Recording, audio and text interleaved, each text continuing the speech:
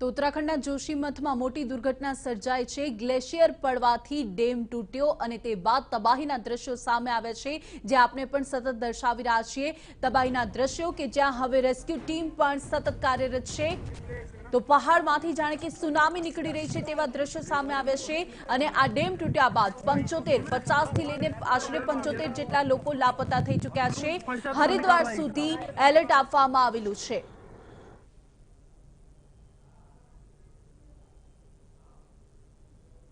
તો આ સાથે ઋષિકેશ ડેમ પણ ખાલી કરવામાં આવ્યો છે। લોકોને સુરક્ષિત સ્થળે ખસેડવાની સૂચના આપવામાં આવી છે।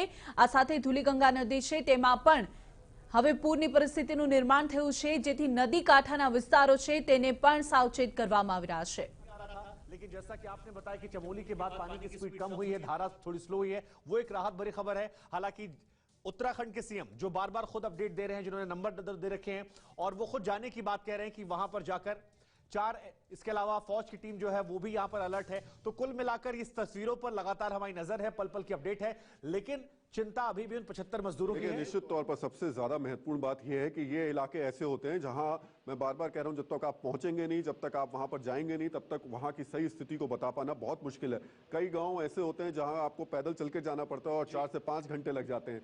ऐसे में कौन से गांव हैं जो कि इस पूरे इलाके में खासतौर से जब वो पानी बहा उसके आसपास थे, उन गांव की स्थिति क्या है, उन गांव में रहने वाले लोगों की स्थिति क्या है, क्या पहले से उनको अलर्ट किया गया था, क्या उनको सुरक्षित स्थान पर ले जाया गया, वो मजदूर जो कि रेलवे के काम में लगे हुए थे वो कहां पर हैं? ऐसे कई सवाल हैं जो हो सकता है कि अब से थोड़ी देर बाद तस्वीर साफ हो पाए, लेकिन एहतियातन सरकार की तरफ से जो कदम उठाए जाने चाहिए वो उठाए जाने शुरू हो चुके हैं।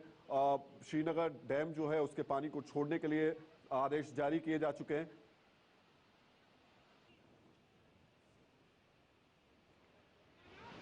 और उत्तराखंड के शिक्षा मंत्री धवन सिंह रावत साहब हमारे से जुड़ गए हैं। धवन सिंह रावत साहब, ये तस्वीरें हम दिखा रहे हैं अवलांच से तबाही की, आपके पास फिलहाल क्या अपडेट है इसको लेकर? जिला प्रशासन जो है पूरी मुस्तैदी से खड़ा हो गया है। एनडीआरएफ की टीम हमने वहां भेज दी है, 3 हेलीकॉप्टर वहां राहत के लिए और पूरे उसके लिए भेज दिए हैं। मुख्यमंत्री जी वहां के लिए रवाना हो चुके हैं और हमारे जिलाधिकारी, उप जिलाधिकारी, पूरे जल पुलिस सब वहां पे पहुंच गई है जी। और आपदा के जितने भी काम हो सकते हैं पूरे हो गए हैं। और हमने ऋषिकेश तक, हेलो जी जी बताइए, हमने ऋषिकेश तक पूरा अलर्ट कर दिया गया है। जो भी हमारे नदी के किनारे गांव हैं, बस्तियां हैं, उनको सबको जो है वहां से खाली करने के भी आदेश जो है शासन की ओर से हो गए हैं। धन सिंह जी, क्या आप ये बता सकते हैं कि ये एग्जैक्ट खास तौर से जो चमोली से पहले की स्थिति है, क्या वहां के आसपास जो गांव थे उनको खाली करा लिया गया था, या अभी उसकी जानकारी आप तक है या नहीं है? कुछ वो डिटेल दे पाएंगे? मैं पूरे संपर्क में हूँ वहाँ लगभग 11 बजे से, लेकिन वहाँ जितने भी गांव जो है उस रेंज में आते हैं उनको सबको जो है अलर्ट करके खाली करवा दिया गया है। 75 लोग बताए जा रहे हैं कि फंसे हुए हैं, इसकी क्या जानकारी है आपके पास में? देखिए, वहाँ जो मजदूर हैं लगभग जिला प्रशासन की ओर से कहा गया है कि 125 मजदूर वहाँ पे काम कर रहे थे और लगभग 70-75 लोग जो फंसे हैं उनको रेस्क्यू के लिए वहाँ टीम चली गई है और जल्दी जो है वहाँ रेस्क्यू कर दिया जाएगा सारी जिन जिन लोगों को जो है जो वहाँ फंसे हैं।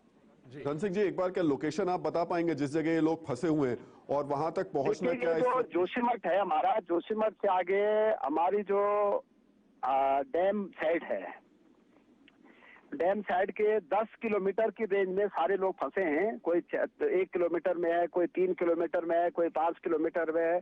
तो अलग अलग जगह हमने सारी टीमें वहां अलर्ट करके भेज दी गई हैं। पानी की स्थिति क्या है? क्योंकि सीएम ने अभी बताया है कि चमोली के बाद जो जी पानी का ये था कि अभी तक जोशीमठ से लेके पीपल कोटी तक की हो गया कि पीपल कोटी तक आ गया है, लेकिन हमने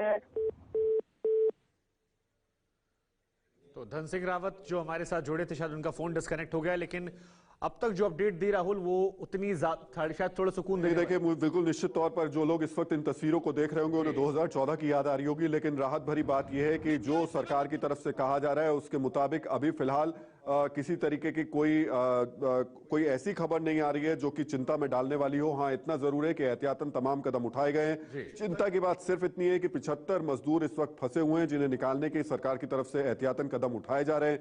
श्रीनगर डैम के पानी को खोल दिया गया। देखिए ये अलर्टनेस है और मुझे लगता है क्योंकि ये दिन का वक्त था, इस वक्त सरकार के लिए थोड़ी सी, एजेंसीज के लिए थोड़ी सी आसानी रही। केदारनाथ के वक्त में उस वक्त अचानक पानी आया और जो काम हो सकता था वो पता करना थोड़ा सा मुश्किल हो गया था, लेकिन यहाँ चूंकि चीजें सामने थी इस वजह से हालात थोड़े से काबू में हैं। लेकिन फिर हालात क्या हैं, स्थितियां क्या हैं, ये अब से कुछ देर बाद शायद ग्राउंड पर जब तक चीजें नहीं दिखाई देनी शुरू होंगी तब तक कहना मुश्किल होगा। बिल्कुल बिल्कुल, और इस खबर पर लगातार हमारी नजर बनी हुई है, महा कवरेज लगातार जारी है। लेकिन फिलहाल वक्त यहां पर एक छोटे से ब्रेक का।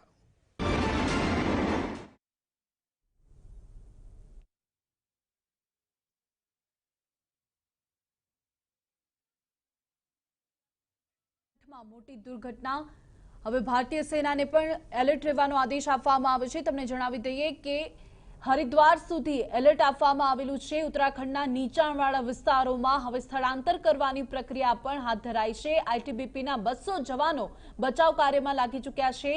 તો હિમપ્રાતની ઘટનાને બાદ હવે સેનાના જવાનોને પણ સાવચેત કરવામાં આવે છે। મહત્વપૂર્ણ છે કે ગ્લેશિયર પડવાથી ડેમ તૂટ્યો હતો અને જે બાદ પાણીનો જે પ્રવાહ છે, પ્રચંડ પ્રવાહ તે બહાર આવ્યો હતો। ડેમ તૂટ્યા બાદ ધોળીગંગા નદીમાં પણ પૂર આવ્યું છે અને 50 થી લઈને 75 લોકો લાપતા થઈ ચૂક્યા છે। જો કે અધિકારિક આંકડો હજી સુધી સામે આવ્યો નથી અને આ દુર્ઘટના બાદ ઉત્તરાખંડના 4 જિલ્લામાં એલર્ટ જાહેર કરવામાં આવ્યું છે અને હજી પણ સતત સરકાર પણ ટ્વિટરના મારફતે લોકોને અફવા પર ધ્યાન ન આપવાનું પણ સૂચન કરી રહી છે।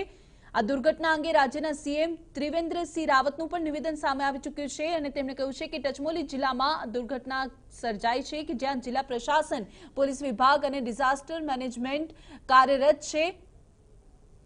સાથે જોશીમઠમાં 2 પુલ પણ તણાયા છે અને ખાસ કરીને હવે નદીમાં પ્રવાહ પહોંચી રહ્યો છે તેને જોતા નદી કાંઠાના જે વિસ્તારો છે ત્યાં પણ લોકોને સાવચેત કરવામાં આવે છે।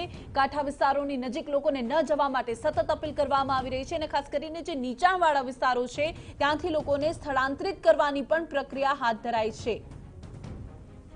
તો હાલ સરકાર પણ તમામ પગલાં લઈ રહી છે। રુદ્રપ્રયાગ અને આસપાસના સ્થળોએ હેલિકોપ્ટર દ્વારા પણ મોનિટરિંગ કરવામાં આવી રહ્યું છે। આઈટીબીપીના 200 જવાનો રેસ્ક્યુ ઓપરેશનમાં લાગી ચૂક્યા છે। તો આ દુર્ઘટના બાદ સેનાના જવાનોને પણ એલર્ટ મોડ પર રાખવામાં આવેલા છે।